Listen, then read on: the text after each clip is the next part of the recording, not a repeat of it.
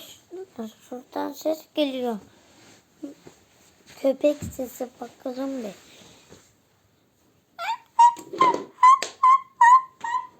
Nereden geliyor ya bu ses? Bu yağmurda. Durun bakalım nereden? Yok. Dur göstereceğim. Bakalım. Vallahi yağmur da yağıyor. Bakın nereden geliyor ki? Karla karışık yağıyor yağmur. Bak. Bak. Karışık.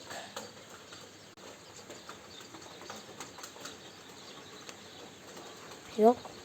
Aa bak, havaya bak şurada.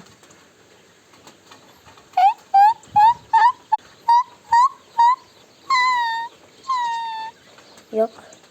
Hadi bay bay.